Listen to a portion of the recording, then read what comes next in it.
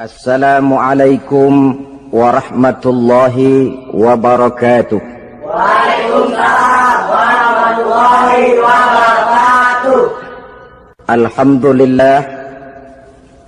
Alhamdulillahilladzi ja'ala ramadhana syahra siyama lil mu'minin.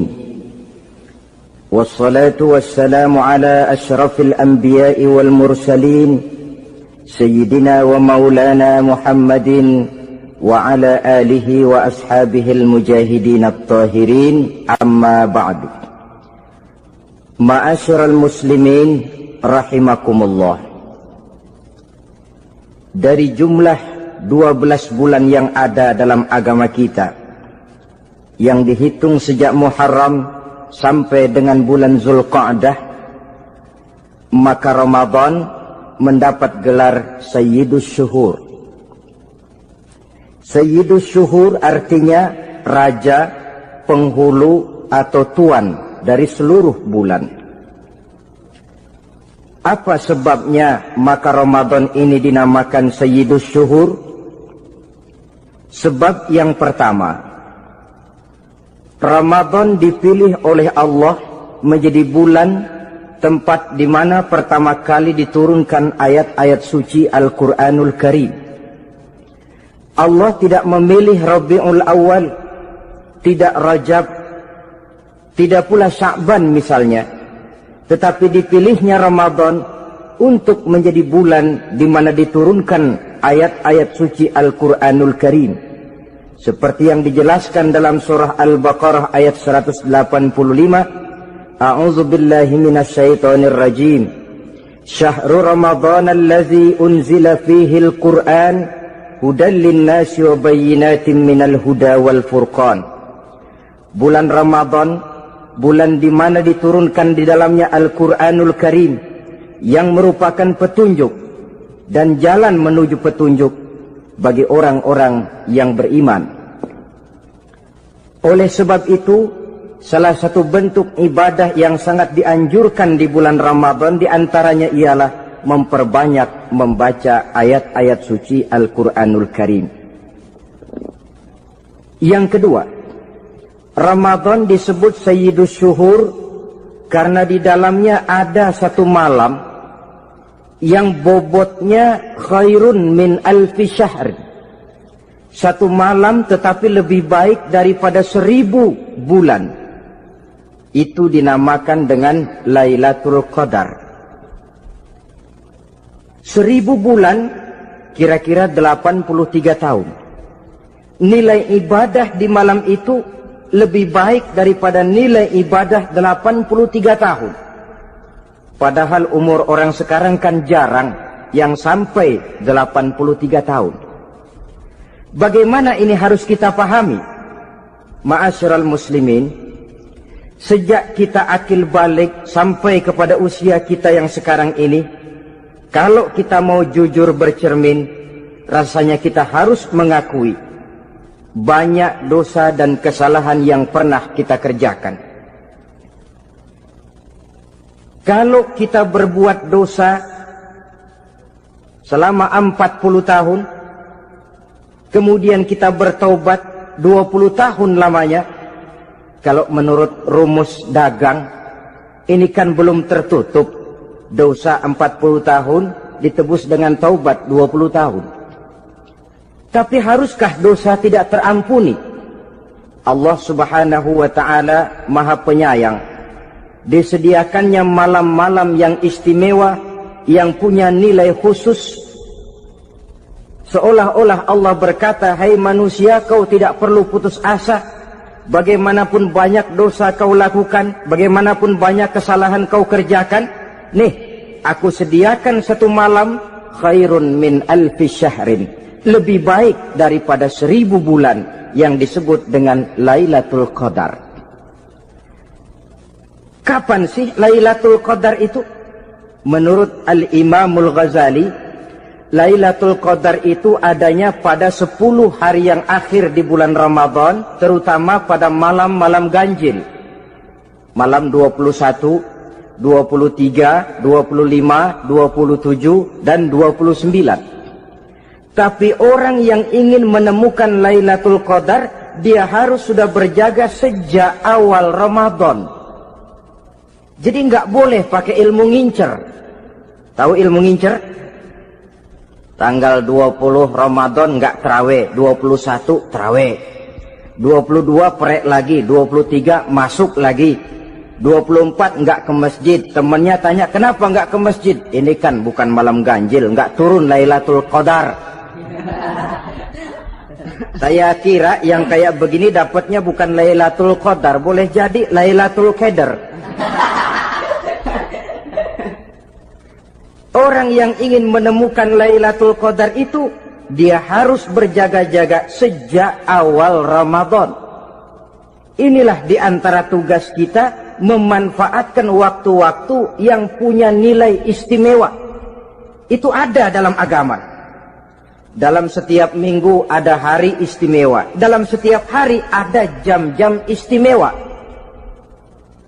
Dalam setiap tahun ada bulan istimewa. Coba, dalam setiap minggu ada hari istimewa, hari Jumat.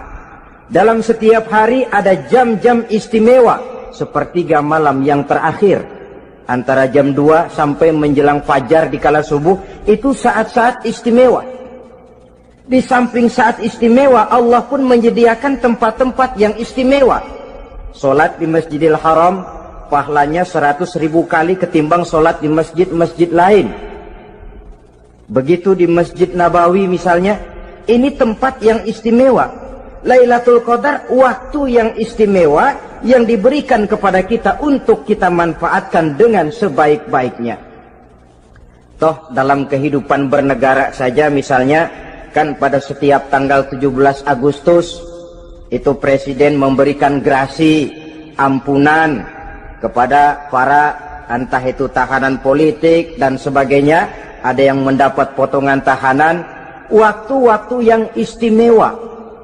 Inilah sebab kedua kenapa Ramadan dinamakan Sayyidus Syuhur. Sebab yang ketiga, Ramadan disebut Sayyidus Syuhur karena di dalamnya nilai kebajikan berlipat ganda adanya. Satu hadis menjelaskan, "Lau ta'lamu ummati ma fi Ramadan, latamannau an takuna as-sanatu kullaha Ramadan." Andai kata umatku tahu keistimewaan apa yang ada di dalam bulan suci Ramadan, niscaya mereka ingin agar sepanjang tahun isinya Ramadan saja. Apa sebabnya? Li'annal hasanata fihi mujtami'atun. Di dalam bulan Ramadan itu berkumpul segala macam kebajikan. Wa ta'atu maqbulatun. Segala perbuatan taat diterima oleh Allah. Wa da'awati mustajabatun. Segala macam doa dan permohonan dikabulkan oleh Allah. Wa dzunuba maghfuratun. Dan segala macam dosa diampuni oleh Allah Subhanahu wa ta'ala. Berlipat gandanya nilai kebajikan yang kita kerjakan di bulan suci Ramadan. Itu sebabnya seorang muslim dalam menyambut bulan suci Ramadan penuh dengan sikap kegembiraan. Kata baginda Nabi, "Man fariha bidukhuli Ramadan, haramallahu jasadahu 'alan niran." Siapa orang yang gembira dengan datangnya bulan suci Ramadan, Allah haramkan badannya dari api neraka.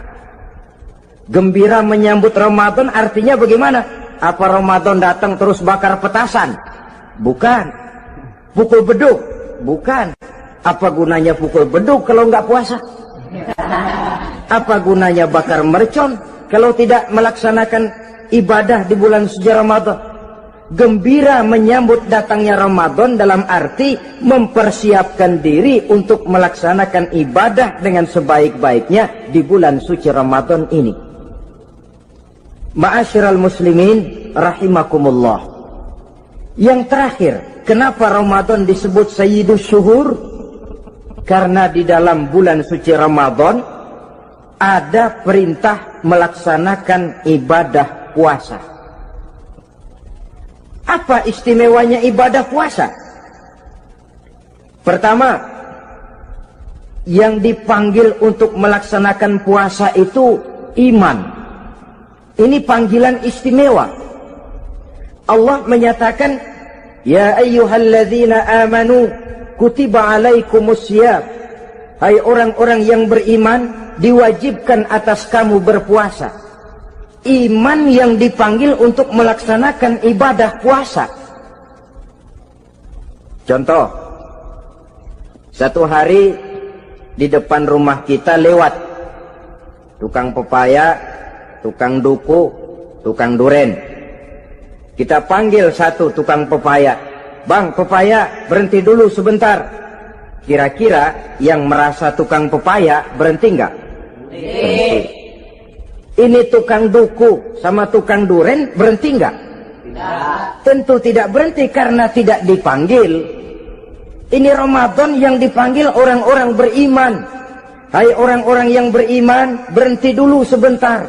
Berhenti apa? Berhenti makan di waktu siang, berhenti minum di waktu siang. Yang merasa beriman, berhenti. Yang tidak beriman, langsung. Biar Ramadan siang-siang makan jalan terus, ngerokok, ngelepus terus.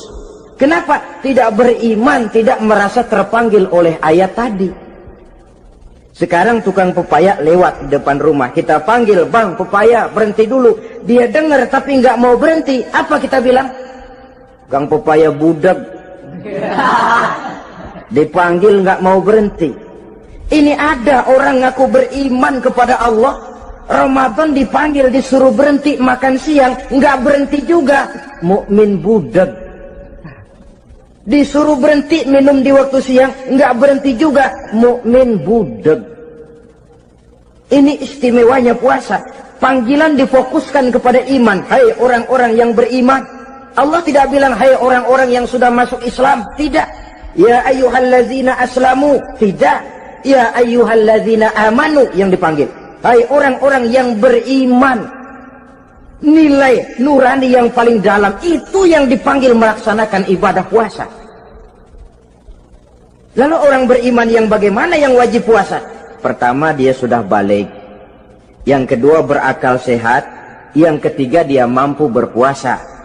Orang beriman macam ini, balik, berakal sehat, mampu melaksanakan puasa. Kalau cukup syarat ini, dia wajib puasa. Kurang syarat, tidak wajib puasa. Jadi kalau di bulan Ramadan ada teman kita tidak puasa, jangan heran barangkali syaratnya kurang. Cukup dalam hati saja, ini orang kurang syarat. Makanya nggak puasa. Pak, itu teman saya kok nggak puasa? Nggak puasa? Nggak puasa. Dia bukan orang beriman kali ah.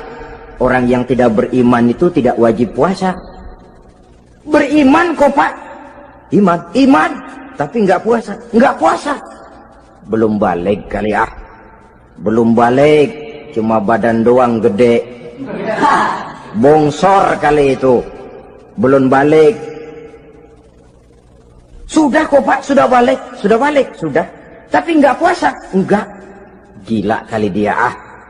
Gila kali, sebab orang yang tidak berakal itu tidak wajib puasa. Waras Pak, dia tidak gila. Tidak gila. Tidak. Barangkali dia tidak mampu melaksanakan puasa karena terkena uzur syar'i. Ini keistimewaan puasa yang pertama, yang dipanggil melaksanakannya iman. Keistimewaan yang kedua, oleh karena yang dipanggil iman, maka puasa dinamakan ibadah sirriyah, ibadah rahasia. Kalau kita sembahyang, orang lihat kan? Lihat enggak? Lihat. Kita bayar zakat, orang tahu. Kita pergi haji, apalagi pergi haji, sekampung nganterin. Tapi kita puasa atau tidak puasa, yang tahu kan cuma kita dan Allah saja. Pura-pura sedekah, nggak bisa. Pura-pura sholat, ketahuan. Gerakannya mesti canggung. Pura-pura pergi haji, kemana perginya? Tapi pura-pura puasa, gampang. Namanya ibadah sirriyah.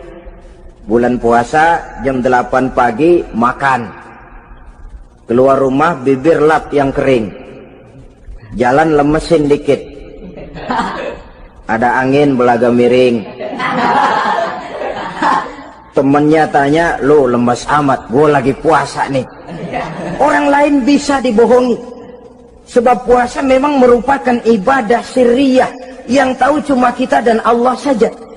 Karena dia ibadah rahasia, puasa ini sulit terkena penyakit riya. Ibadah yang lain karena kelihatan orang, gampang kena penyakit riya, to show only. Sholat karena kelihatan orang, gampang kena penyakit riya.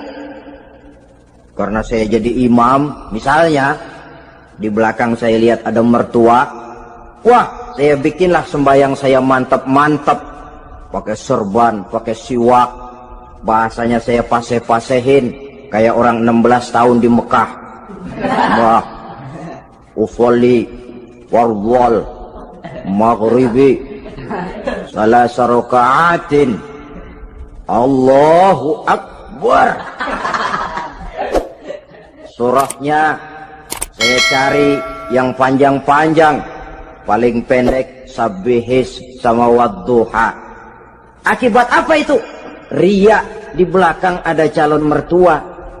Tapi kalau sholat sendirian dalam kamar, boro-boro pakai serban dan siwak, kadang-kadang kaos kutang saja cukup. Surahnya jangan Sabbihis sampai Wadduha, langganannya Inna A'toinakal Kautsar sama Qul Huwallahu Ahad. Karena sholat terlihat orang, mudah kena penyakit riya. Sedekah pun begitu. Mulanya niatnya cuma mau sedekah 5.000, karena ada orang yang disedekahani naik 10.000, yang 5.000 sudah karena orang. Jadi ibadah yang lain itu mudah terkena riya, tapi juga mudah dinilai orang. Kita bisa saja bilang, itu orang sholatnya khusyuk ya. Kenapa? Kelihatan dari gerakannya. Itu orang hajinya mabrur ya. Kenapa? Kelihatan dari tingkah lakunya setelah pulang haji. Itu orang sedekahnya berani ya. Kenapa? Ketahuan dari jumlahnya. Ibadah yang lain bisa dinilai, tapi puasa nggak bisa dinilai. Itu orang puasanya mantap bener ya. Kenapa? Beludah melulu. Itu bukan ukuran. Itulah sebabnya dia dinamakan ibadah sirriyah, ibadah yang abstrak, yang tahu cuma si pelaksana dan Allah saja. Ini keistimewaan puasa yang kedua. Yang ketiga, saudara-saudara, kalau ibadah-ibadah yang lain, ganjaran pahalanya itu dijelaskan oleh Allah. Sedekah kalau ikhlas pahalanya begini, haji kalau mabrur pahalanya ini, sembahyang berjamaah pahalanya ini. Untuk puasa tidak. Puasa Allah cuma bilang as-siyamu li wa ana ajzi bihi. Puasa adalah untukku, aku yang akan membalasnya. Berapa besar balasannya tidak dijelaskan oleh Allah. Apa artinya ini? Kalau saudara kerja, mandor bilang, sampean kerja sama saya, gaji satu hari 5.000. Ketahuan kan, sehari 5.000. Kita bisa kong-kalingkong, ada mandor rajin, nggak ada mandor kendor. Pokoknya sehari 5.000. Tapi kalau mandor cuma bilang, kau kerja sama aku, soal gajimu nanti aku yang atur. Tidak dijelaskan berapanya, nanti aku yang atur. Ini kan mestinya kita kerja hati-hati. Sebab apa? Mungkin gaji kita lebih besar dari jumlah 5.000 kalau kerjaan memuaskan.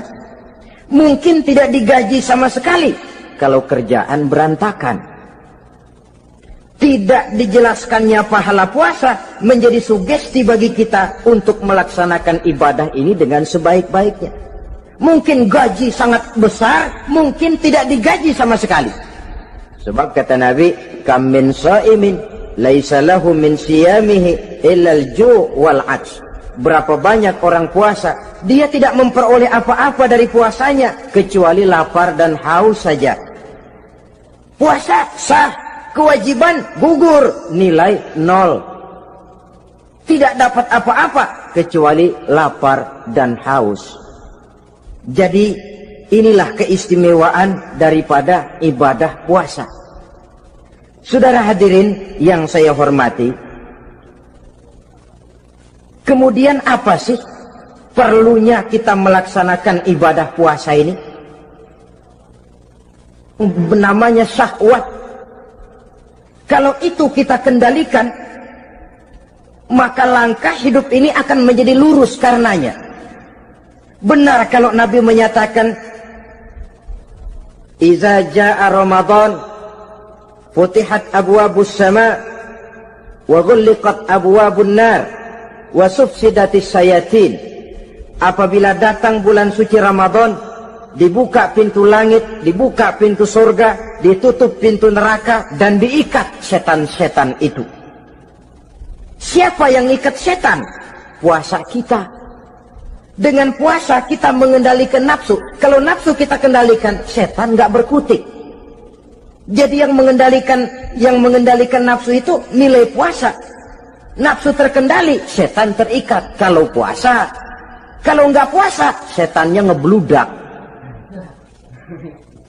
Jadi jangan digambarkan, wah kalau bulan puasa setan dirantai. Rantainya kayak apa? Yang rantai siapa? Arti setan diikat di sini ialah nafsu dikendalikan. Dengan apa? Mengatur makan dan minum. Puasa kan sebenarnya logikanya mengatur perpindahan waktu makan dan minum saja. Apabila perut besar ini teratur demikian rupa, syahwat tidak menggelegak, dia terkendali. Dengan hidup pandai mengendalikan nafsu, iblis tidak berdaya dan tidak berkutik. Ma'asyiral muslimin rahimakumullah, Nabi bersabda, "La yu'minu ahadukum hatta takuna hawahu taba'an lima ji'tu bih." Belum sempurna iman kamu kalau nafsumu belum ikut apa yang aku bawa. Yang dibawa Nabi tidak lain daripada syariat, termasuk di dalamnya pelaksanaan ibadah puasa. Karena itu saya pesan kepada seluruhnya, jangan kalau puasa kayak orang ngancem. Siang bisa mengendalikan nafsu, tapi begitu maghrib berbunyi, nafsu sudah tidak terkendalikan lagi. Itu namanya puasa orang ngancem. Kayaknya, biarin siang gua tahan, ntar lo maghrib. Begitu maghrib berbunyi, sudah macam bendungan pecah. Semua isi meja pindah ke perut. Akhirnya, kalau siang dia setengah mati kelaparan, habis buka setengah mati kekenyangan. Dua-duanya jelek. Kalau sudah kekenyangan, yang enak kan ngukur balik. Tidur. Maghrib liwat, isya out, trawek boten. Temennya nyamper ke masjid yuk trawek duluan deh, gua kenyang bener nih. Kenyang. Berbuka itu yang bagus pakai etik ya, etika buka itu. Maghrib berbunyi, cukup seteguk air, 3 butir korma atau sepotong kue. Sholat maghrib. Selesai sholat maghrib, masuk ronde kedua. Waktunya agak panjang, makan ala qadarnya. Selesai makan, berangkat ke masjid, isya tarawih. Pulang tarawih, masuk ronde ketiga. Waktunya panjang, mau habis-habisan juga nggak apa-apa. Tapi kalau begitu maghrib berbunyi langsung dipukul 1 ronde, kita yang rubuh. Kekenyangan. Waktu siang dia sanggup mengendalikan nafsu, tapi begitu maghrib berbunyi, nafsu sudah tidak terkendali lagi. Asar pengaruh puasa tidak akan membekas dalam jiwanya. Siang jelas puasa, nggak boleh ngerokok. Begitu maghrib sampai imsak kayak lokomotif, kelebul, nggak berhenti-berhenti. Tidak lagi sanggup mengendalikan diri, mumpung boleh katanya. Sampai pernah kejadian ada orang bangun sahur kesiangan, bingung dia waktunya tinggal dikit. Mau sahur dulu nggak keburu ngerokok, mau ngerokok dulu takut nggak keburu sahur, akhirnya bareng. Sebelah nyuap nasi, sebelah ngerokok. Itu macam mana rasanya kalau sudah kayak begitu itu? Padahal pengaruh daripada melaksanakan puasa akan terlihat dari sejauh mana seseorang dalam hidup mampu mengendalikan nafsu. Bukan pada waktu memang dilarang, tapi pada waktu diizinkan. Di situ yang paling kelihatan. Kalau waktu siang saudara mampu mengendalikan nafsu, itu jelas saja memang seharusnya orang puasa.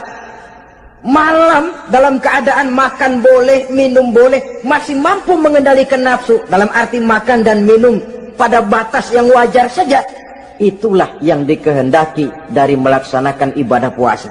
Sehingga ibadah itu membekas dan ikut membentuk kepribadian orang.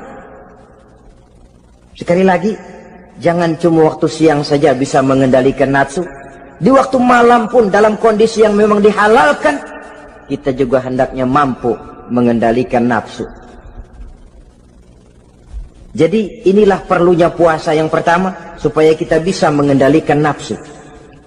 Yang kedua, puasa itu melatih kita hidup sederhana. Orang sufi mengajarkan, orang yang paling kaya ini sebenarnya orang yang hidupnya paling cukup. Sedangkan orang miskin adalah orang yang kebutuhannya kelewat banyak. Maka yang paling kaya, bahkan yang maha kaya, itu sebenarnya cuma Allah. Sebab apa? Dia nggak perlu apa-apa. Makin banyak keperluan kita, makin miskin kita. Coba orang puasa lihat. Kalau sudah jam 2, jam 3, itulah barangkali memang termasuk godaannya dalam melaksanakan ibadah puasa. Kalau jam 1 siang, jam 2 siang, jangankan makanan enak, nangka busuk kita lihat legit. Barangkali cobaan di dalam melaksanakan ibadah puasa. Tapi kalau sudah maghrib berbunyi, berbuka kita kena seteguk air, sepotong roti, 3 butir korma, kenyang rasanya. Kemana keinginan yang tadi begitu menggebu-gebu? Oh, bisikan nafsu rupanya itu. Makin dalam kita merenung, makin sampai kita kepada bentuk kesederhanaan di dalam hidup ini. Puasa membentuk pribadi seorang muslim untuk jauh daripada sifat tamak bin rakus alias rakah. Tamak itu berasal dari kalimat toma dalam bahasa Arab yang sifatnya sudah terukir dari hurufnya. Huruf to, tengahnya bolong. Huruf mim, tengahnya bolong. Huruf ain, mulutnya mangap, perutnya gede. Jadi orang tamak macam itulah. Apapun yang diberikan Allah tidak pernah ada cukupnya dan tidak pernah ada syukurnya.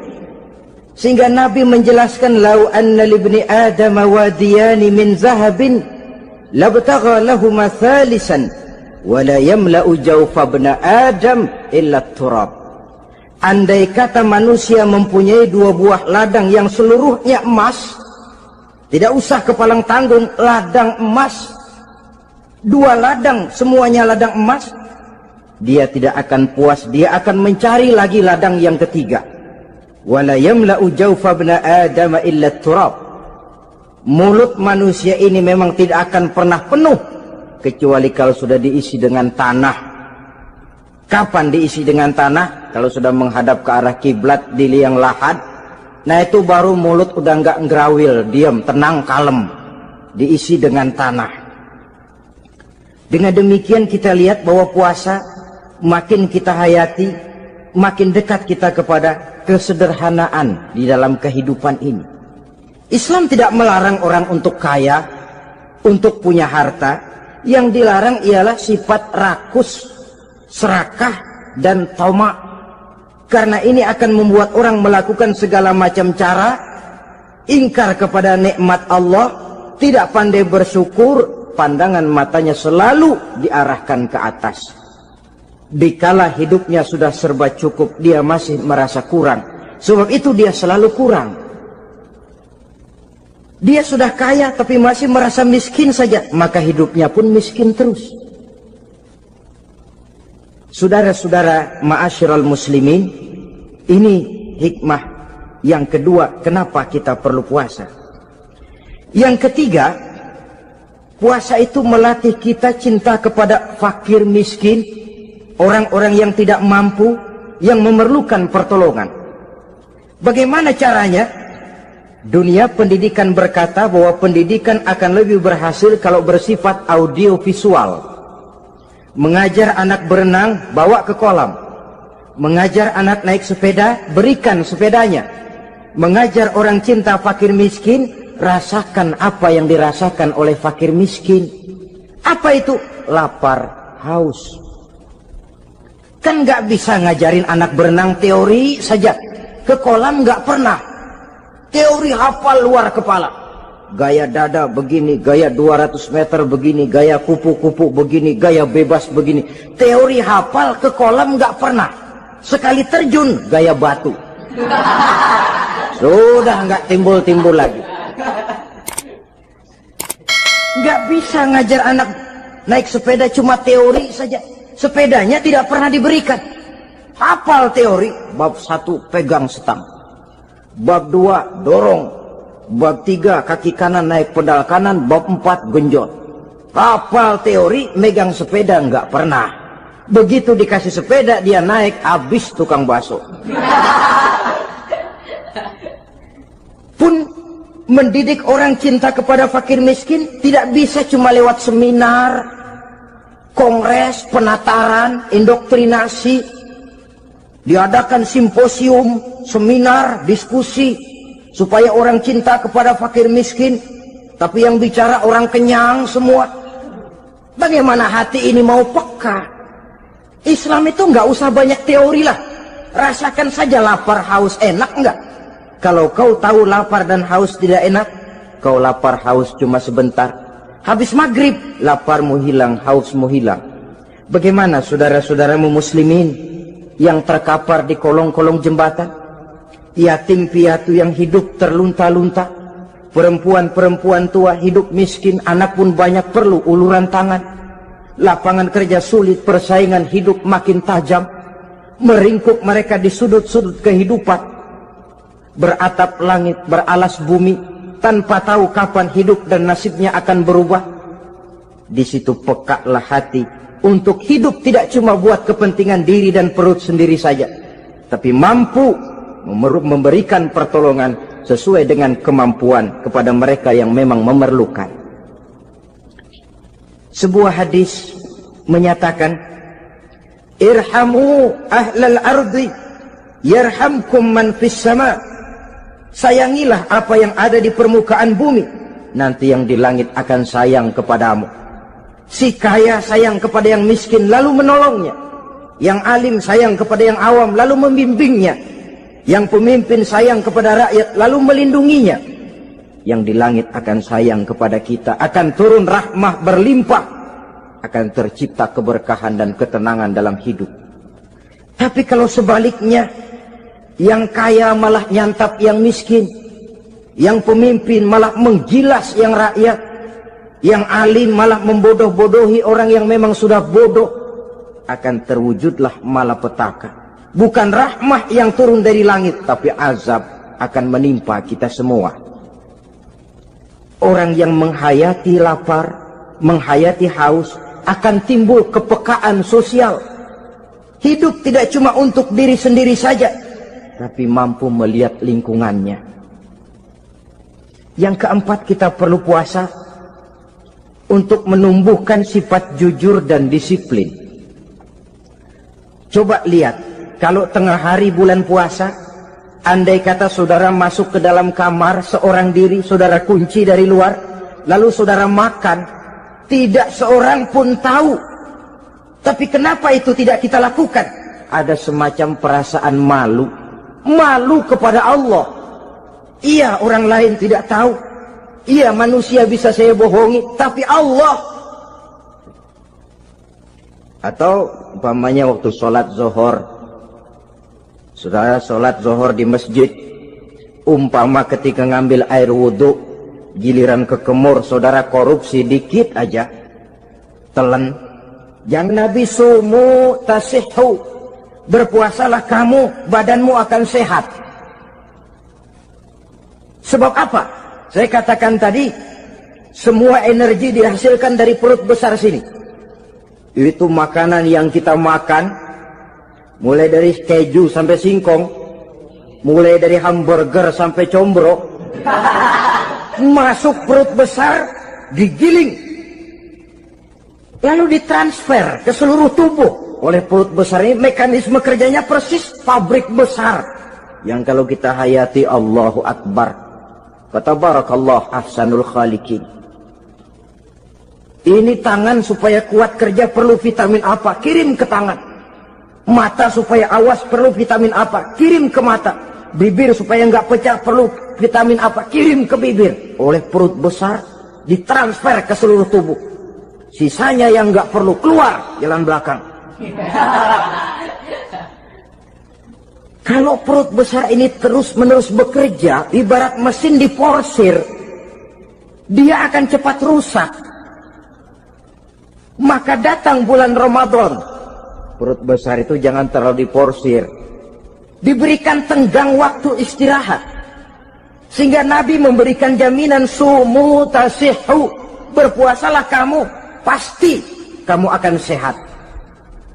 Buktinya, orang mati kelaparan banyak, tapi yang mati karena puasa, kalau puasanya betul, nggak ada. Maka Islam itu agama yang sesuai dengan fitrah ya. Buktinya apa? Puasa wisol itu bukan saja tidak boleh, tapi haram. Puasa wisol artinya puasa nyambung. Dari pagi sampai maghrib, sampai malam, sampai besok pagi lagi terus-terusan puasa, haram.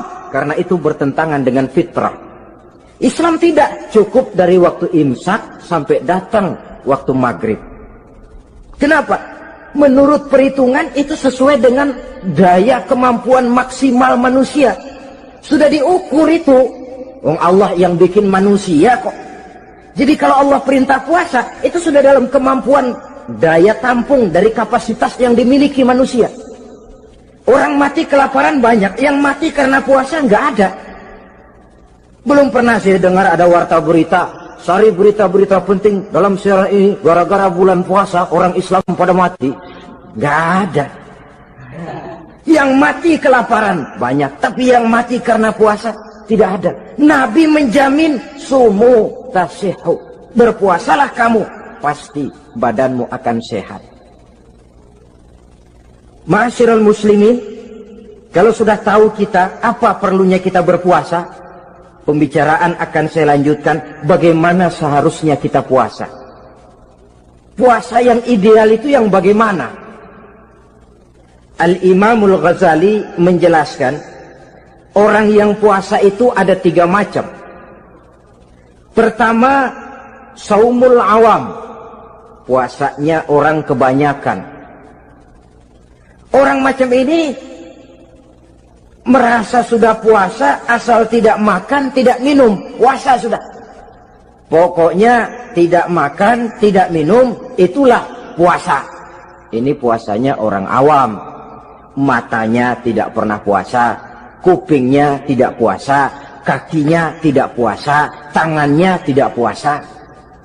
Ini puasa orang awam, kebanyakan. Hasilnya tidak mustahil seperti yang dikatakan Nabi tadi. Berapa banyak orang puasa tidak mendapat apa-apa dari puasanya kecuali lapar dan haus. Puasa sah, kewajiban gugur, nilai 0. Kan rugi ibadah semacam itu. Sebab jangan lupa, yang membatalkan itu kan 2. Ada yang membatalkan pahala puasa, ada yang membatalkan puasa. Bedanya apa? Kalau puasa batal, pahala jelas batal. Tapi kalau pahala yang batal, puasanya mungkin sah, kewajibannya gugur, tapi pahala tidak ada. Kalau yang membatalkan puasa sih umumnya kita bisa jaga itu. Sebab apa? Masalahnya konkret, kelihatan. Apa yang membatalkan puasa? Misalnya makan dan minum yang disengaja walaupun sedikit, batal. Sedikit tapi sengaja tidak mengenyangkan, batal. Mamanya pentol korek yang kecil itu, sengaja telan waktu puasa, batal. Kan sedikit pak, nggak kenyang kok. Sengaja. Sengaja itu yang bikin batal. Tapi kalau tidak sengaja seperti lupa, itu tidak batal. Misalnya hari pertama puasa, di sembahyang subuh tidur, bangun jam 8, lupa kebiasaan, langsung aja nyerbu ke dapur. Dapat sepiring setengah, ingat, astagfirullah, lagi puasa, betul. Setelah ingat bagaimana? Yang masih ada di mulut keluarkan, berkemur, lanjutkan puasanya, sah. Perkara sepiring setengah yang udah kadang masuk bagaimana Pak? Itu rezeki. Lawang orang lupa. Lupa itu kan jenis yang ma'fu anhu, jenis yang dimaafkan. Makan dan minum yang disengaja walaupun sedikit, batal. Batal puasanya. Apalagi muntah yang disengaja, batal puasa itu. Ukuran sengaja kan kita tahu. Apalagi hilang akal, seperti gila atau pingsan, batal puasa. Apalagi hubungan suami istri di waktu siang secara sengaja, batal. Kalau sengaja. Kalau nggak sengaja, enggak. Namanya nggak sengaja. Umpamanya, saya nggak sengaja Pak, tahu-tahu udah nyampe situ, gimana? Yang nggak batal, cuma begitu ingat, buru-buru selesai mandi, lanjutkan puasanya, sah. Jangan begitu ingat sih ingat Pak puasa, cuman tanggung. Nah, ini tanggung ini yang bikin jadi batal. Dan jangan lupa, orang yang membatalkan puasa karena hubungan suami istri, dendanya paling berat. Seorang sahabat pernah lapor, halaktu ya Rasulullah, ya Rasul, celaka saya. Ma ahlakaka, apa yang bikin kamu celaka? Saya lagi puasa Ramadan ya Rasulullah, saya nggak tahan. Lalu saya nyelonong sama istri saya, pengantin baru ini rupanya. Nyelonong bagaimana? Ya nyelonong.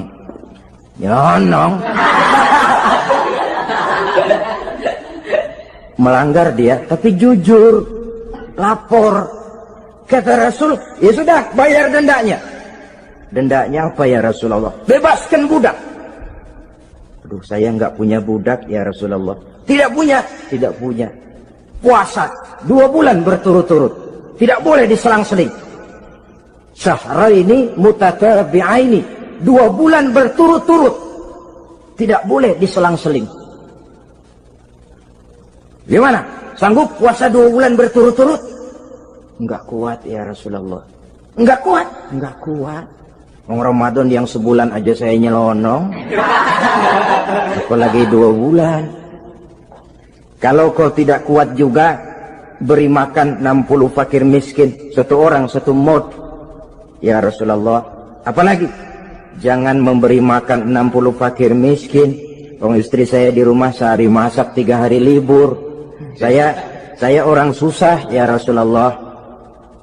Saya pikir lagian ya orang kebangetan juga, sudah melarat sama larangan berani. Rasul masuk ke dalam kamar, keluar kembali bawa sekeranjang kecil kurma. Kalau kau tidak punya apa-apa, bawa pulang ini. Sedekahkan kepada orang-orang miskin di kampungmu sebagai pembayar dendamu. Ya Rasulullah, apalagi? Di kampung saya itu yang paling miskin saya. Waduh, rusak bener ini orang. Apa marah Rasul? Beliau malah senyum. Ya sudah, kalau memang yang paling miskin kamu, bawa pulang saja itu kurma, beri makan anak istrimu di rumah. Orang ini udah melanggar larangan, dapat kurma lagi. Yang kedua, watak hukum Islam itu elastis, fleksibel, tidak kaku. Tidak kalau sudah begitu ya mesti begitu, itu tidak. Yang sering kaku kan kitanya umat Islam di dalam memahami Islam. Saudara hadirin yang saya hormati, yang tidak boleh itu pun di waktu siang. Kalau malam sejak maghrib sampai sebelum imsak, pada awal perintah puasa tidak boleh. Tapi ternyata banyak juga yang nyerempet-nyerempet. Sampai Allah turunkan, uhilla lakum lailatas siyami arrafasu ila nisaikum. Dihalalkan bagi kamu pada malam puasa bergaul dengan istrimu. Jadi barangkali di antara pendengar ini ada yang pengantin baru, tolong sabarlah di waktu siang. Tunggu maghrib berbunyi. Kalau sudah maghrib habis buka, mau buka lagi juga nggak apa-apa. Terserah saja. Ini yang membatalkan puasa. Yang kita sulit mengontrol, yang membatalkan pahalanya. Apa misalnya? Ngomong-ngomongin orang. Puasa, ngomongin orang jalan terus. Itu ya tetangga kita. Kenapa emang? Oh, anu. Kita sih bukan ngomongin orang ini. Bukan ngomongin orang katanya. Ngomongin tuyul. Anu. Bohong. Orang puasa bohong, apa puasanya batal? Tidak. Puasanya sah. Yang batal mungkin pahalanya. Saudara-saudara, ma'asyiral muslimin rahimakumullah. Mata, terutama di kota-kota besar, menjaga mata ini kadang-kadang kita nggak pengen lihat tapi kelihatan. Sebab itu memang yang tidak boleh ngeliatin. Kalau kelihatan lain, kelihatan itu kan rezeki. Orang kita nggak mau tapi kelihatan. Yang kelihatan itu sebentar. Kata Imam Ali, nazaratul ula laka wa tsaniyatu alaika. Pandangan pertama untukmu, yang kedua atasmu. Jadi begitu kelihatan, ya sudah. Jangan kelihatan tapi manteng aja enggak mau. Jadi mantengnya ini yang jadi urusan. Saudara hadirin yang saya hormati, dengan kata lain, berusahalah kita untuk puasa zahir batin. Itu yang pertama tadi. Puasa tingkatnya orang saumul awam disebut. Tingkat yang kedua, saumul khawas. Puasanya orang khusus. Bagaimana ini? Di samping tidak makan dan tidak minum, panca inderanya sudah ikut puasa. Matanya puasa, kupingnya puasa. Asal ada diajak ngomong-ngomongin orang, maaf ya, kuping saya lagi puasa. Kakinya puasa, diajak jalan ke tempat yang tidak baik, dia bilang maaf saja, kaki saya lagi puasa. Diajak nyolong, maaf, tangan saya lagi puasa. Tidak cuma sekedar tidak makan dan tidak minum, panca inderanya sudah ikut puasa. Sekurang-kurangnya seperti inilah puasa kita, zahir batin. Nah, yang tertinggi disebut saumu khawasil khawas, puasa orang khusus yang lebih khusus lagi. Ini sudah the first class ini, puasanya orang VIP. Bagaimana puasanya orang ini? Di samping tidak makan dan tidak minum, puasa panca inderanya, hatinya juga sudah ikut puasa dari seluruh keinginan yang selain Allah. Wah, ini kelas tinggi. Orang yang puasa macam ini, andai kata jam 3 sore dia berpikir, ntar sore buka pakai apa ya, dia menganggap batal pahalanya. Kenapa? Masih mikirin makanan. Kalau kita kan bukan cuma mikirin, ngancem. Waduh, jam 5 di meja udah berderek es kopior, kelapa muda, cendol. Apa yang mau diminum lebih dulu? Tingkat yang tertinggi ini, hatinya juga puasa dari semua keinginan yang selain Allah. Idealnya, sekurang-kurangnya kita puasa zahir batin. Zahirnya menahan diri dari yang membatalkan puasa, batinnya mencegah diri dari yang membatalkan pahala puasa kita itu. Ma'asyiral muslimin rahimakumullah. Bagian sepertiga yang pertama, tanggal 1 sampai 10 Ramadan, masa turunnya rahmah, turunnya kasih sayang Allah. Kalau istilah sepak bola, tanggal 1 sampai 10 Ramadan ini disebut babak semifinal, babak penyisihan. Sepak bola itu kalau baru tingkat babak penyisihan, pesertanya banyak, seluruh kesebelasan turun bertanding, babak penyisihan.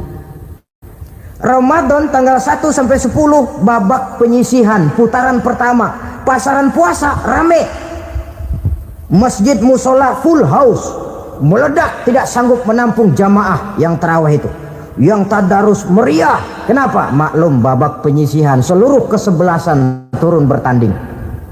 Tanggal 1 sampai tanggal 10 Ramadan. Bila itu selesai, selesailah putaran pertama, masuk putaran kedua. Sepertiga yang kedua, tanggal 10 sampai 20 Ramadan, masa maghfirah, masa turunan dari Allah. masuk babak semifinal. Sepak bola itu kalau sudah babak semifinal itu kan sudah banyak kesebelasan yang masuk kotak. Maka 10 Ramadan ke atas pasaran puasa mulai menurun. Yang nggak puasa mulai nekat. Yang tadarus sudah mulai sayup-sayup sampai. Sementara barisan orang sembahyang taraweh di masjid mulai mengalami kemajuan dengan pesatnya. Barisannya makin maju ke depan.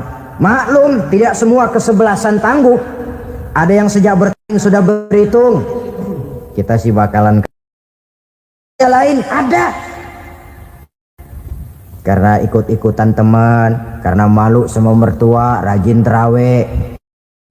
Karena nganterin, rajin terawih. Bayangnya paling belakang berdua lagi. Malah ngeledek begitu imam waladolin, dia di belakang nyaut asik.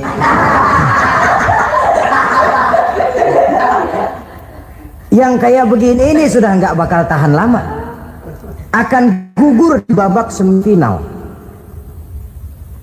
Puncaknya putaran terakhir tanggal 20 sampai akhir Ramadan, masa itkun minan nar, masa pembebasan dari api neraka. Masuk babak final. Kalau sudah babak final, ya pesertanya nggak banyak sudah. Ramadan tanggal 20 ke atas babak final, pesertanya nggak banyak. Sebab apa? 20 Ramadan ke atas pikiran orang sudah bercabang itu. Yang punya kampung sudah siap-siap mau pulang mudik. Lebaran di buah kampung, puasa kayak enggak, yang penting pokoknya lebaran. Yang pegawai negeri gajinya kecil, anaknya banyak, palanya ngebet. Yang belum punya sepatu, belum punya baju, macam-macam problem sehingga konsentrasi ibadah menurun. Padahal Nabi sangat menganjurkan tingkatkan ibadah la siyama fi asril awakhir, lebih-lebih pada hari 10 yang akhir, tanggal 20 sampai akhir Ramadan. Di situ dianjurkan memperbanyak ibadah, i'tikaf, tarawih, tadarus Quran, bersedekah. Amalan-amalan sunnah yang sangat dianjurkan di bulan suci Ramadan ini. Nah, mereka yang keluar sebagai finalis Ramadan, Allah Subhanahu wa ta'ala berkenan memberikan piagam penghargaan. Di atas piagam itu tertulis dengan nyata, ghufira lahu ma taqaddama min zambihi. Pemegang piagam ini dinyatakan keluar sebagai finalis Ramadan. Kepadanya diberikan penghargaan dengan jaminan ampun terhadap seluruh dosa yang pernah dia kerjakan. Sehingga dia keluar Ramadan, masuk 1 Syawal seperti bayi baru dilahirkan oleh ibunya. Bersih tanpa dosa karena sudah dibersihkan oleh ibadah Ramadan. Sehingga masuk Syawal, dia rayakan Idul Fitri, dia pantas mengucapkan minal aidin wal faizin. Minal aidin artinya semoga kita termasuk orang yang kembali. Kembali kemana? Kembali kepada fitrah. Seperti bayi baru dilahirkan oleh ibunya, tidak punya dosa kepada Allah karena sudah dibersihkan oleh ibadah Ramadan. Ini orang yang finalis, puasanya betul, tarawihnya betul, pantas mengucapkan minal aidin. Dan kalau tarawih cuma 2 malam, puasa 3 hari, Lebaran paling rajin, mas minal aidin ya, minal aidin. Nggak tahu diri lo, minal aidin dari mana? Saudara hadirin, dosa kepada Allah bersih oleh ibadah Ramadan. Tinggal dosa kepada sesama manusia berhalal bihalal di hari raya Idul Fitri.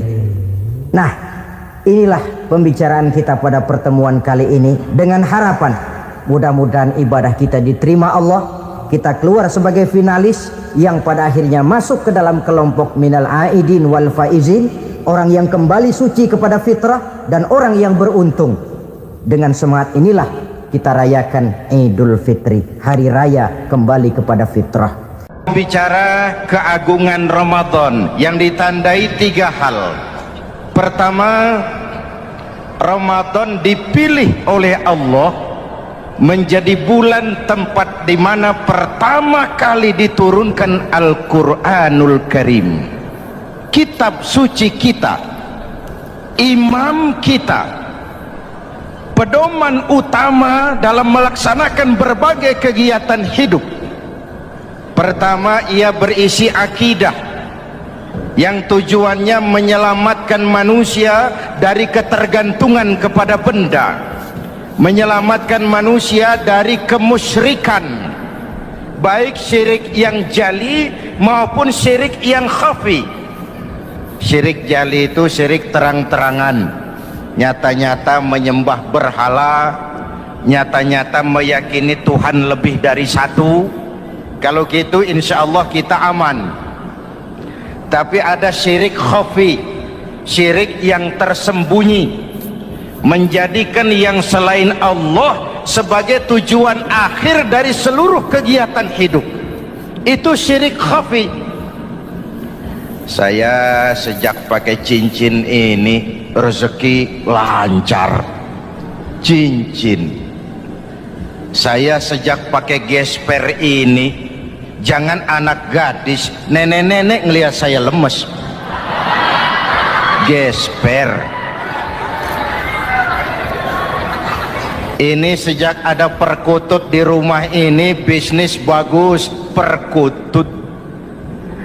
Kalau komputer lebih kita kagumi dari Allah, itulah berhala kita. Kalau pangkat lebih kita utamakan dari Allah, itulah berhala kita. Kalau ilmu lebih kita kagumi daripada Allah, itulah berhala kita. Quran membebaskan manusia dari ketergantungan kepada benda, membersihkan keyakinan, meluruskan tauhid dengan konsep akidah. Lalu sisi yang kedua, syariat untuk mengatur kehidupan sesama manusia. Selama ini kalau mendengar syariat, yang terbayang oleh kita kan yang serem-serem, dan memang diopinikan sedemikian rupa. Padahal watak syariat itu pertama, al-musawat bainan nas fi takalifil ahkam. Ini watak syariat Islam. Semua manusia sama dalam berhadapan dengan hukum Allah. Semua manusia sama. Bukankah ini yang kita perjuangkan dengan tuntutan keadilan? Supaya di Republik ini jangan ada warga negara kelas 1. Supaya di Republik ini jangan ada yang kebal hukum. Supaya di Republik ini hukum jangan seperti pisau, tajam ke bawah tapi tumpul ke atas. Syariat mengajarkan al-musawat bainan nas fi takalifil ahkam. Semua manusia sama dalam berhadapan dengan hukum Allah. Ketika mengajarkan orang beramal, Rasulullah kepada putri kesayangan beliau sendiri berkata, "I'mali ya Fatimah, i'mali fa inni la ughni anki minallahi syai'a." Fatimah, beramal kau. Fatimah sholat, Fatimah puasa, Fatimah haji. Kalau kau tidak beramal, aku ayahmu Rasulullah tidak akan sanggup membelamu di akhirat nanti. Inilah watak syariat. Tidak mentang-mentang anak kesayangan lalu ada jaminan, sudah Fat, kamu nggak sholat nggak apa-apa, nanti di akhirat ada papi. Tidak. Semua manusia sama dalam berhadapan dengan hukum. Andai kata Fatimah putri Muhammad mencuri, tidak usah orang lain, Muhammad sendiri yang akan memotong tangannya. Bukankah keadilan macam ini yang kita harapkan? Cuma sayang, selama ini banyak kita mengenal Islam seperti orang buta kenal gajah. Ada 3 orang buta dilepas ke kebun binatang, disuruh kenal gajah. Saya yakin laporannya lain-lain. Orang buta pertama bilang, "Pak, gajah tipis lebar kayak kipas." Kenapa? Dia baru pegang telinganya. Orang buta kedua ngotot, "Goblok itu Pak." Yang betul saya, gajah kecil panjang kayak ular. Kenapa? Yang dia pegang ekornya. Orang buta ketiga lebih marah, dua-duanya tolol Pak. Yang betul itu saya, gajah tinggi besar seperti pohon kelapa. Karena yang dia pegang kakinya. Beginilah kita mengenal Islam. Seperti orang buta kenal gajah, frame of reference, kacamata pandangannya tidak total. Baru kenal kaki gajah sudah sok tahu gajah, baru kenal telinga gajah sudah sok kenal gajah. Kemana-mana pidato, saudara-saudara, gajah tipis lebar kayak kipas. Buat orang yang belum kenal gajah, dia menyesatkan. Buat orang yang sudah tahu gajah, senyum di kulum. Oh, kau baru kenal kupingnya kok.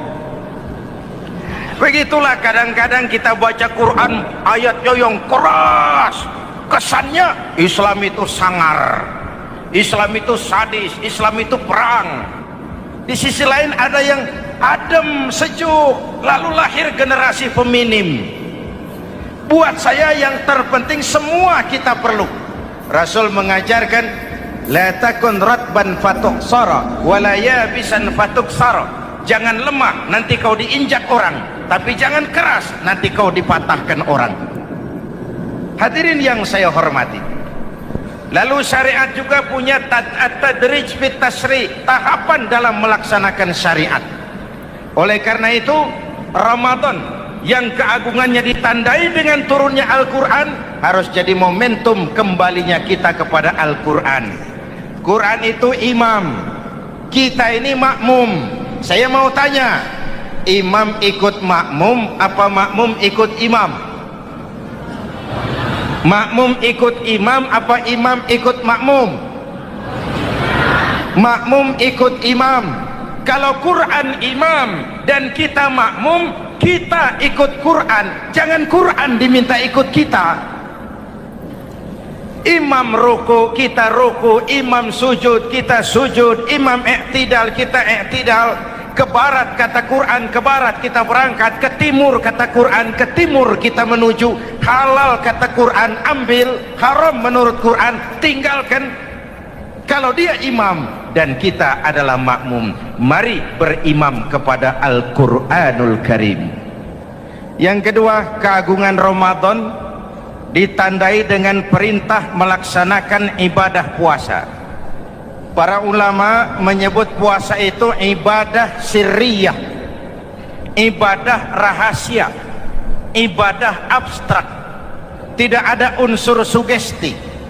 Kalau kita sholat orang lihat, kita sedekah orang tahu, kita pergi haji satu kampung nganter, kita puasa cuma kita dan Allah.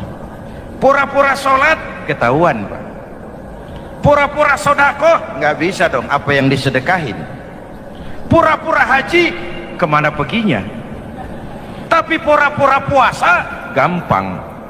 Keluar rumah bibir lap yang kering, jalan lemesin dikit, ada angin miring, lemes amat puasa. Sirriyah, abstrak. Ibadah lain bisa dinilai, wah itu teman kita sodakohnya berani ya. Kok tahu kamu? Kelihatan dari jumlahnya. Itu sholatnya khusyuk ya. Kok ngerti kamu? Kelihatan dari geraknya. Tetangga sebelah itu rasa-rasanya hajinya mabrur ya. Kok ngerti kamu? Kelihatan dari tingkah lakunya setelah pulang haji. Kalau yang sebelah lagi itu haji tomat. Di Mekah tobat sampai kampung kumat. Ibadah lain kelihatan bisa dinilai, tapi puasa tidak bisa dinilai. Belum pernah saya dengar orang bilang, teman kita puasanya mantap betul ya. Kok tahu kamu? Beludah terus. Nggak ada hubungannya. Oleh karena puasa ibadah sirri, ibadah abstrak, maka yang terbentuk dari ibadah ini pertama keikhlasan. Ini sikap hidup yang paling penting. Orang lain mau puji atau tidak bukan soal, orang lain mau dengar atau tidak bukan soal. Ini urusan saya dengan Allah. Dari ibadah sirri seperti ini terbentuk keikhlasan, dan itu penting.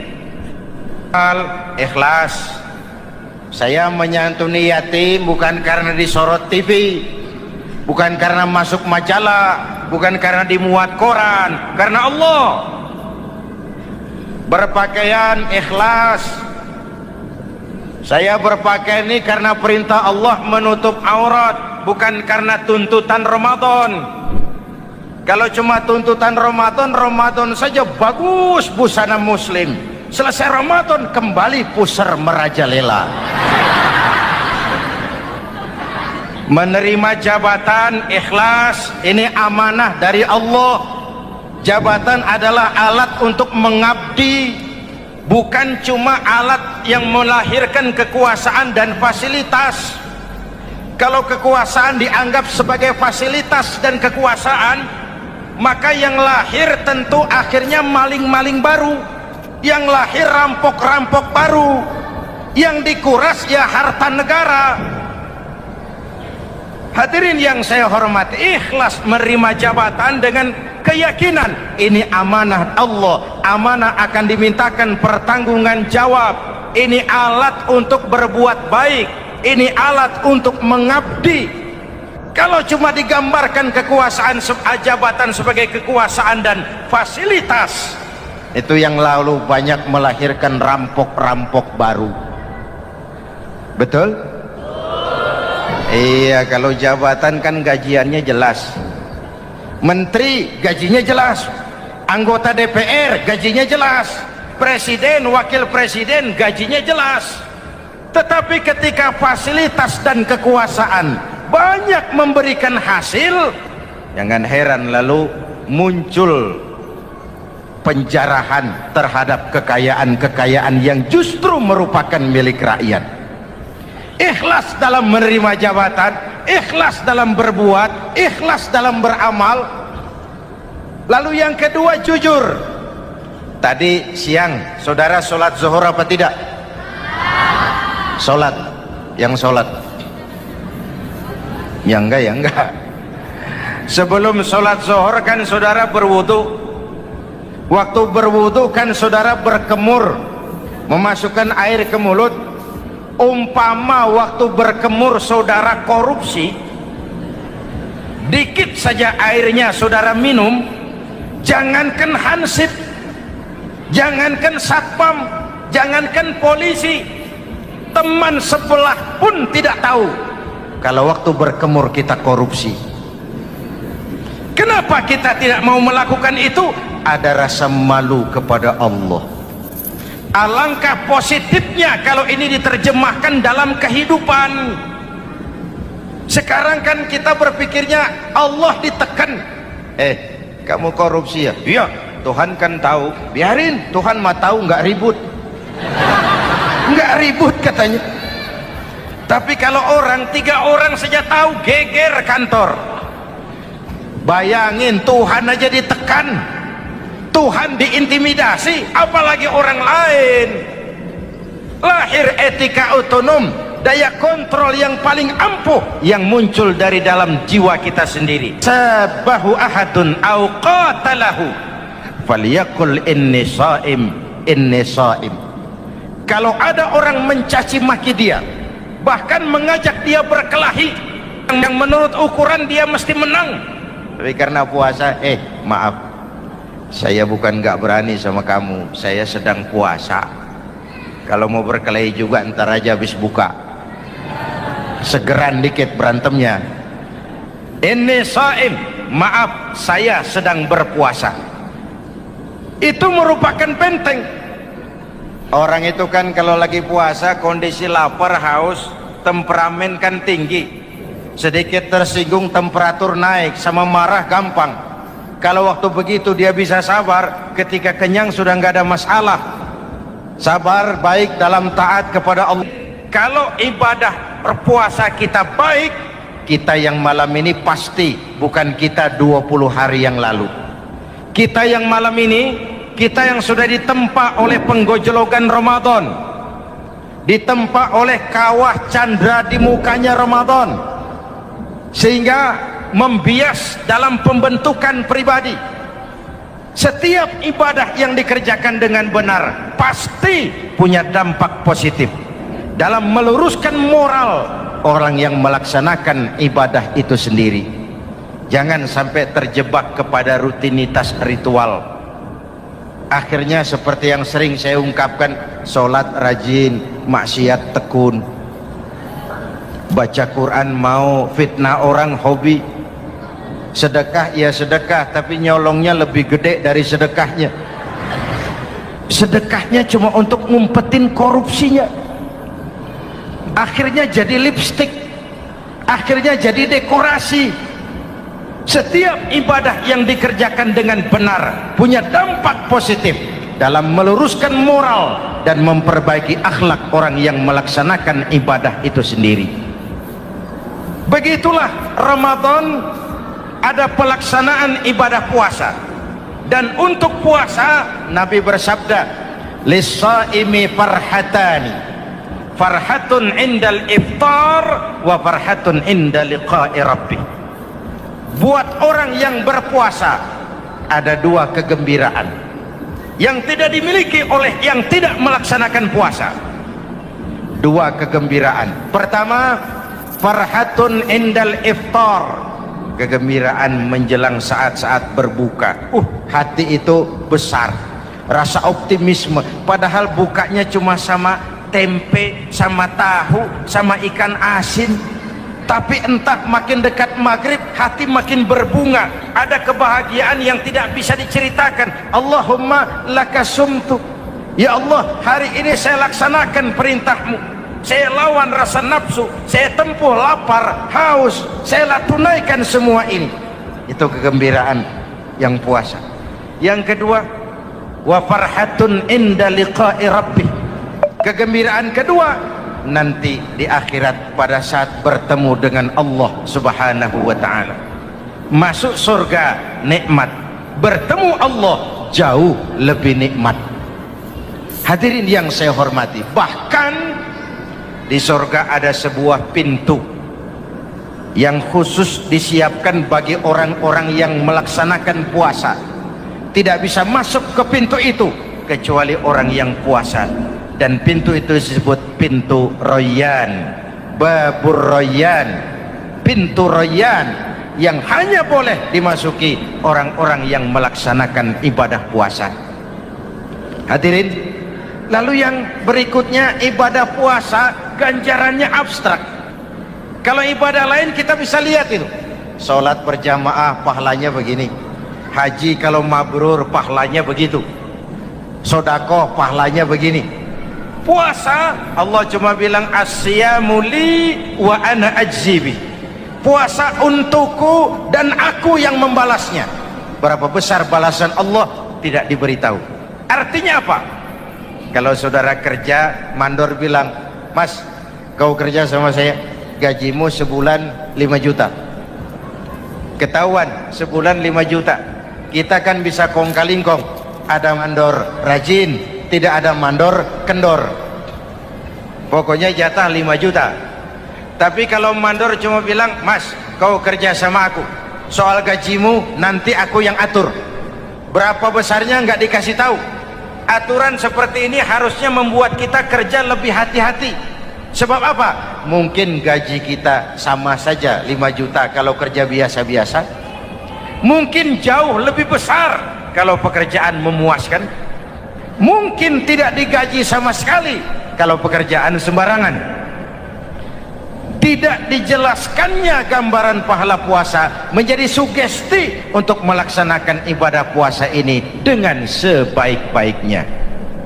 Hadirin yang saya cintai, yang ketiga soal keagungan Ramadan ini. Di dalam bulan Ramadan ada satu malam yang bobotnya khairun min alfi syahrin. Satu malam tapi lebih baik daripada 1000 bulan, yang kita kenal dengan malam Qadar atau Lailatul Qadar. Sementara itu adanya pada sepertiga yang akhir dari bulan Ramadan, terutama di malam-malam ganjil. Di negeri kita lihat terjadi pergeseran nilai. Awal-awal Ramadan, minggu pertama pasar sepi, masjid ramai, full house, meledak. Betul? Padahal Rasul memberikan contoh, kalau sudah masuk sepertiga yang akhir Ramadan, beliau sing-singkan lengan baju, hamparkan sajadah, lebih banyak di masjid daripada di rumah. Itu baginda Rasul. Sing-singkan lengan baju, hamparkan sajadah, lebih banyak di masjid daripada di rumah. Hadirin yang saya hormati, di situ makna meraih kemenangan. Karena itu lebaran lain dengan Idul Fitri. Lebaran siapa saja boleh ikutan, tapi Idul Fitri milik orang yang melaksanakan ibadah Ramadan dengan baik. Nah, saya kembali kepada Lailatul Qadar. Semua kita, kecil atau besar, sengaja atau tidak, khilaf atau terpaksa, pasti punya yang namanya dosa.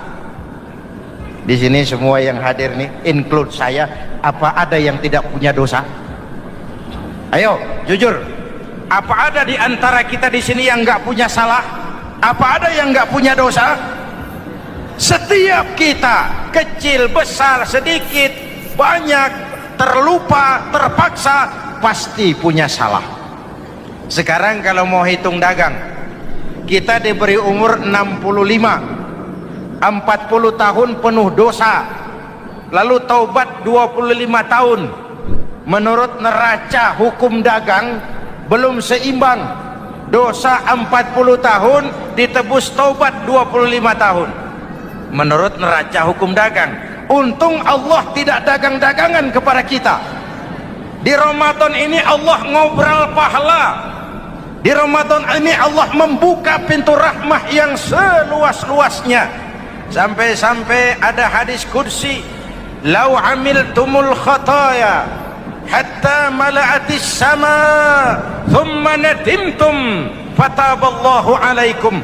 Kalaupun kamu berbuat dosa, penuh langit dengan dosamu, kemudian kamu menyesal dan bertaubat, Allah pasti akan menerima taubatmu.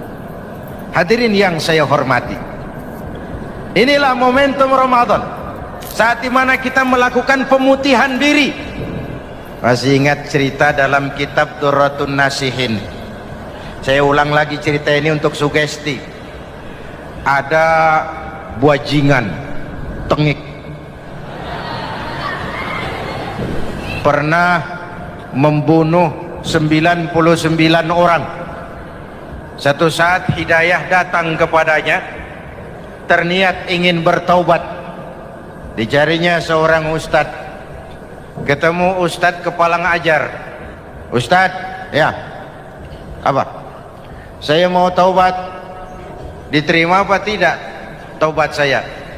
Emangnya dosa kamu apa? Saya pernah membunuh 99 orang ustadz. Ustadznya melotot, wih, banyak amat. Enggak segampang itu nyawa hak prerogatif Allah, cuma Allah yang berhak ngambil. Membunuh tanpa alasan yang benar dosa besar, dosamu kelewat banyak mas, nggak bisa. Dia ponis lebih dulu kayak surga milik bapak moyangnya. Ini preman kita pikir ini ustadz saya niat baik-baik kok ngomongnya nggak enak. Nah, daripada 99 tanggung, saya lempengin aja nih urusan dah. Dibabat lagi ustadz, tamat, selesai, pas, cepet. Niat taubatnya masih terus. Dia mengembara sampai ketemu seorang ustadz yang bijak. Waalaikumsalam ustadz. Assalam. Ada apa? Ustadz, saya mau taubat, diterima apa enggak sih? Oh, sebelum mentari terbit dari sebelah barat, sebelum napasmu sampai di tenggorokan, Allah akan menerima taubatmu. Boleh jadi dosamu besar, tapi ampunan Allah lebih besar dari dosamu. Begitu Ustadz. Iya. Cuman ngomong-ngomong dosamu apa sih? Ustadz, saya sih tadinya cuma bunuh 99 orang. Terus ada ustadz ngomongnya nggak enak, Jadi saya cukupin 100.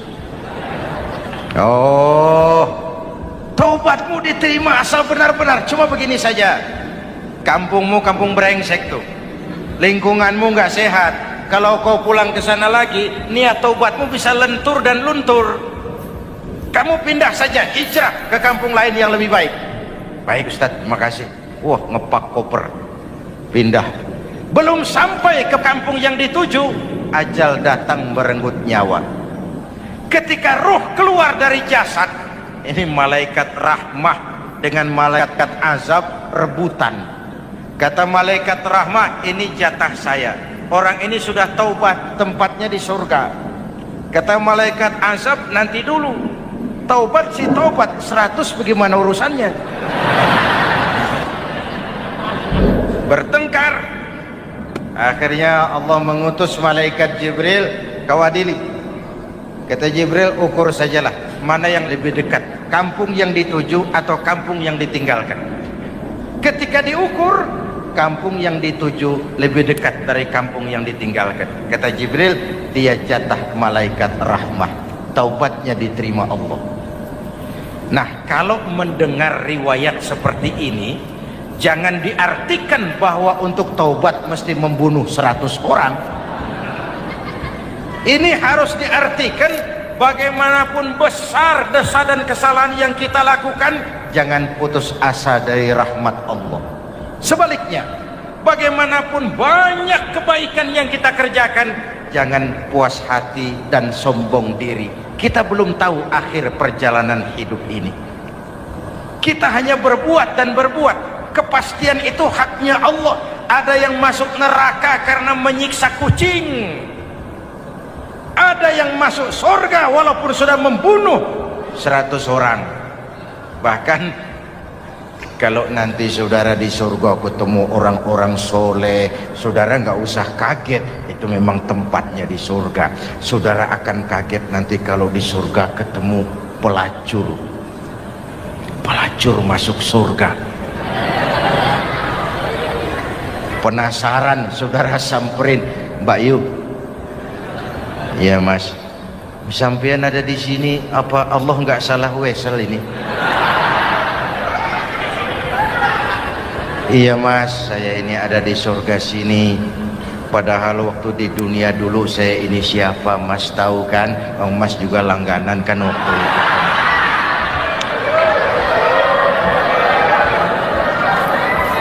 Tapi terus terang saja Mas, waktu di dunia itu saya terpaksa betul. Sejak lahir saya sudah yatim piatu. Sejak kecil sudah yatim piatu.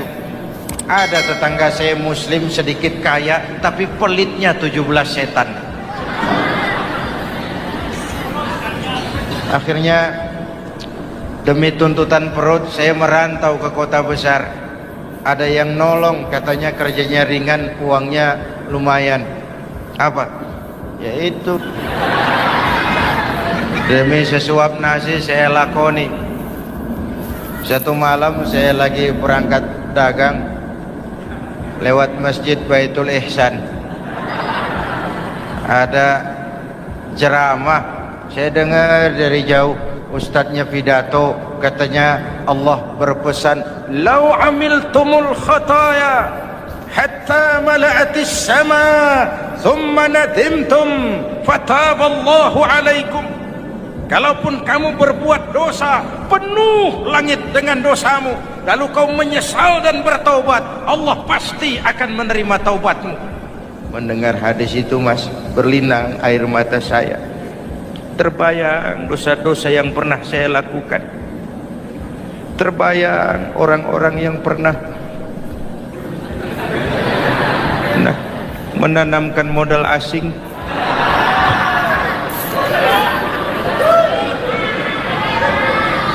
Dikala itu hidayah datang, saya niat taubat pulang kampung Mas, mudik. Lagi ngepak koper mau mudik, tamu datang, saya bilang mulai malam ini saya berhenti dagang. Taubat saya sebenar-benarnya, taubat saya diterima Allah, walaupun mampir dulu, transit dulu di tempat lain, akhirnya saya sampai juga ke sini. Inilah Ramadan. Orang baik bukan orang yang tidak pernah salah, karena tidak ada orang yang tidak pernah salah. Orang baik kalau dia berbuat salah, dia segera sadar, dijadikannya sebagai pelajaran untuk tidak diulanginya lagi di masa yang akan datang. Maka Nabi berpesan, tuba liman syaghalahu aibuhu an uyubin nas. Beruntung benar orang yang kekurangan dirinya menyebabkan dia sibuk sampai tidak sempat mencari-cari kekurangan orang lain. Tapi celaka benar orang yang terlalu sibuk mencari-cari kekurangan orang lain sampai lupa dengan kekurangan dirinya sendiri. Hadirin, karena itu menurut Al-Imamul Ghazali, Lailatul Qadar itu malam istimewa.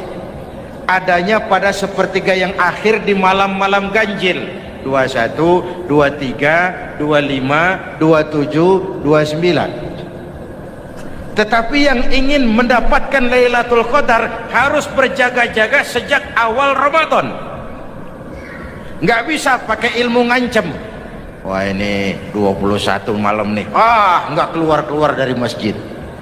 22 libur, 23 absen lagi. Nggak bisa seperti itu.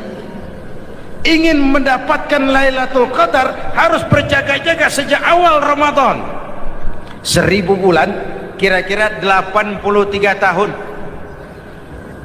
Rata-rata umur orang sekarang kita ini jarang yang sampai 83. Jarang. Kalau menyontoh Rasul, jatah kita 63. Hadirin yang saya hormati, sehingga dikatakan itulah fasilitas yang diberikan Allah kepada umat Muhammad ini. Walaupun umurnya relatif pendek, tapi amaliyahnya tidak kalah dengan umat zaman dulu. Benar, Nabi Nuh umurnya 950 tahun. Ibadah umatnya berarti panjang, tetapi mereka tidak ada Lailatul Qadarnya. Benar, Nabi Adam umurnya panjang, 2000 tahun, umatnya rata-rata sekian, tetapi tidak ada nilai tambah yang diberikan Allah kepada mereka. Kita umat Muhammad ini umur relatif pendek. Kalau nyontoh Nabi 63 tahun, betul. Tapi bayangkan, ada Lailatul Qadar yang nilainya khairun min alfi syahrin, lebih baik daripada 1000 bulan, dan 1000 bulan 83 tahun. Kalau 10 tahun berturut-turut memanfaatkan Lailatul Qadar, maka artinya umur kita sudah sama dengan umur umat Nabi Nuh alaihi salam. Kualitas ibadahnya yang saya maksud. Tugas kita memanfaatkan peluang-peluang seperti ini dan mengisinya dengan berbagai kegiatan-kegiatan ibadah. Mumpung Allah menyediakan itu buat kita bersama. Tahun depan nggak ada jaminan kita ketemu Ramadan lagi. Karena itu mumpung senyampang ini diberikan kesempatan memasuki minggu-minggu 10 yang terakhir dari Ramadan, sing-singkan lengan baju, hamparkan sajadah, dan berusaha lebih banyak di masjid daripada di rumah. Hadirin yang saya hormati, dari pembicaraan singkat yang saya sampaikan, Ramadan menjadi agung oleh karena 3 hal. Pertama, ia dipilih menjadi bulan tempat di mana pertama kali diturunkan ayat-ayat suci Al-Quran. Karenanya Ramadan disebut juga sebagai Syahrul Quran, bulan Al-Quran. Karenanya Ramadan juga kita lebih intens memasuki kehidupan Al-Quran sebagai makmum dan kita sebagai imam. Jika Quran adalah imam dan kita adalah makmum, maka konsekuensinya makmum harus ikut imam, bukan imam yang ikut makmum. Yang kedua, keagungan Ramadan ditandai dengan pelaksanaan ibadah puasa. Setiap ibadah yang dikerjakan dengan benar pasti punya dampak dalam memperbaiki moral meluruskan akhlak orang yang melaksanakan ibadah itu sendiri. Maka bulan suci Ramadan menjadilah kawah candra di muka, menjadi bulan training, bulan latihan. Saya sering ibaratkan, Mike Tyson masuk latihan, keluar latihan, tindunya makin hebat. Hewitt masuk latihan, keluar latihan, tenisnya makin canggih. Zinedine Zidane masuk latihan, keluar latihan, sepak bolanya makin hebat. Kalau latihan tiap hari, main kalah terus, orang kan ngomong, buat apa latihan? Kita sebulan penuh latihan supaya bulan-bulan sesudah Ramadan nanti kita jangan sampai kalah dalam permainan hidup ini. Hidup ini kan permainan. Ada yang sekarang ini main sebagai pedagang, main sebagai pejabat, main sebagai pengusaha, main sebagai seniman. Hidup ini permainan. Wa mal hadhil hayatud dunya illa lahwun wa la'ib. Ini cuma permainan. Senarionya sudah ditetapkan oleh sang sutradara Allah Azza wa Jalla. Ini permainan saja. Maka bermainlah sesuai dengan aturan main. Karena hidup memang permainan. Tapi jangan main-main. Walaupun ini permainan, bermainlah dengan benar. Jangan main-main. Kalau main-main, kalah. Sepak bola permainan, main-main, kalah. Bulu tangkis permainan, main-main, kalah. Hidup ini permainan, main dengan benar, main sesuai dengan aturan main, main-main, kalah. Hadirin yang saya hormati, karena itu 1 bulan untuk menghadapi 11 bulan sesudahnya. Yang ketiga, ditandai keagungan Ramadan dengan ada nuzulul Quran. Diberikan Allah kepada siapa saja yang dikehendakinya. Semoga ibadah yang sudah kita kerjakan kiranya diterima Allah. Yang masih akan kita kerjakan, diberikan kita kekuatan zahir dan batin untuk dapat melaksanakannya dengan sebaik-baik.